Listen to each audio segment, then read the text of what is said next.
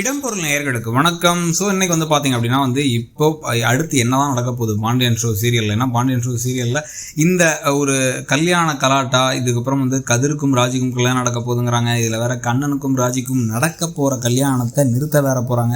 இது எல்லாமே எப்படி நடக்க போகுது? ஏன்னா கதிருக்கும் ராஜிக்கும் சுத்தமாக பிடிச்சிக்காதுங்கிறது எல்லாத்துக்கும் தெரிஞ்ச விஷயம். ஆனால் கதிருக்கு ராஜி மேலே ஒரு கரிசனம் உண்டு, பாசம் கிடையாது, கரிசனம் உண்டு. என்னதான் இருந்தாலும் இந்த மாதிரி மோசமான ஒருத்தங்கிட்ட சிக்கி தவிக்கக்கூடாது அப்படிங்கிறதுக்காக தான் கண்ணனை பற்றி அடிக்கடி வான் பண்ணிட்டே இருப்பாங்க. இதில் இந்த பக்கம் நம்ம ஏற்கனவே சொன்ன மாதிரி பார்த்தீங்கன்னா பழனிவேலுக்கு இவங்க ரெண்டு பேரும் பழகிறாங்கிறது தெரியும், கண்ணனும் ராஜியும். இங்கே வீடே அல்லோல கலவரப்பட்டு தேடி ஏதோ ஒரு பையன் சொல்லும்போது அந்த கண்ணனை பற்றி விஷயத்த சொல்லலாம்.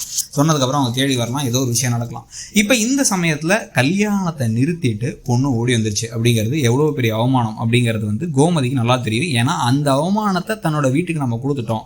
ஆனாலும் நம்ம வீட்டில் இருக்கவங்க நம்ம விரும்பினவரை கல்யாணம் பண்ண ஒத்துக்கல, அவரை கல்யாணம் பண்ணிட்டோம், அவர் நம்ம மகாராணி மாதிரி வச்சிருக்காரு. இருந்தாலும் அந்த கோபத்தில் தான் நம்ம அண்ணனுங்க இப்படி பிஹேவ் பண்ணுறாங்க அப்படின்னு ஒரு எண்ணம் கோமதிக்கு உண்டு. அதனாலே இப்போ நாளைக்கு எழிலும் கதிரும் சேர்ந்து ராஜி கண்ணன் கல்யாணத்தை மட்டும் நிறுத்தினாங்கன்னா, ஏன்னா எப்படி நிறுத்துறதுக்கான வாய்ப்பு இருக்குன்னா, ராஜிக்கு கண்ணனுடைய இன்னொரு முகம், பணத்தை திருடினது, நகையை திருடினது, இதெல்லாம் தெரிய அவங்க கோவப்பட கட்டாயத்தை அடி கட்டுறது. கண்ணன் என்னடி ஓவராக பேசுகிற அப்படின்னு சொல்லிட்டு அவர் பேசும்போதே இப்போயும் முதல் நாளே அப்படி தான் பேசிகிட்டு இருக்காரு.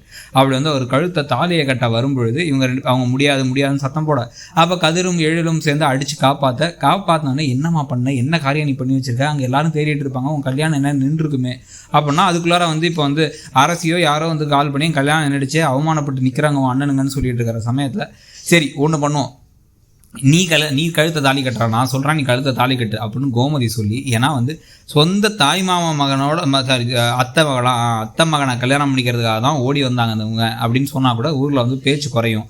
அதை விட்டுட்டு ஓடிப்போனா, யாரோ ஒருத்தனை நம்பி ஓடிப்போனான் அப்படின்றது இருக்க வேணாம், அந்த பழியை நீ ஏற்றுக்கோ அப்படின்னு கதிரை ஏற்றுக்க வச்சு கதிரை தியாகி ஆக்குனாங்கன்னா அதுக்கான அம்மாவோட பேச்சை தட்ட முடியாமல் ஒரு தாலி கட்டுறதுக்கான வாய்ப்புகள் இருக்குது. ஆனால் தாலி கட்டிட்டு வந்ததுக்கப்புறம் இங்கே சும்மா இருக்க போகிறது இல்லை. இவர் பாண்டியன் போட்டு பிச்சேறிய போகிறாரு. ஏன்னா அவர் என்ன நினைப்பாரு, இவங்க எல்லாரும் சேர்ந்து இப்போ உன் பிள்ளையே வேணும்னா பணம் வேணும், சொத்து வேணா டேரெக்டாக கேட்டுருக்கலாம்டா, இப்படி நீ தான் உன் பையனை ட்ரெயின் பண்ணி விட்டு லவ் பண்ண வச்சிட்டியான்னு சொல்லிட்டு இது வரைக்கும் முத்துவேலும் சக்திவேலும் அமைதியாக கூடி நின்றவங்க பாண்டியன்ட்ட எகிருவாங்க. பாண்டியனுக்கு இது எதுவுமே தெரியாது. ஸோ அவரும் கோவப்பட்டு வீட்டுக்குள்ளே நுழைய விடக்கூடாதுன்னு இவங்களை துரத்தி விடுறதுக்கான வாய்ப்புகள் இருக்குது. ஸோ அந்த மாதிரி பல ட்விஸ்ட்டுகள் எடுத்து காத்திருக்கு. இதில் பாக்கியலட்சுமி என்ன வேறு ரோல் செய்ய போகிறாங்கன்னு தெரியல. அவங்க இங்கே வந்ததுக்கப்புறம் என்ன நடக்க போகுதுன்னு ஒரு பல கேள்விகள் இருக்குது. ஸோ ஓவராலாக நீங்கள் என்ன நினைக்கிறீங்க இப்போதைக்கு கதை போகிற விதத்தை பற்றிங்கிறத சொல்லுங்கள். தேங்க்யூ. இடம்பொருள் நேயர்களுக்கு வணக்கம். ஸோ இன்னைக்கு பார்த்தீங்க அப்படின்னா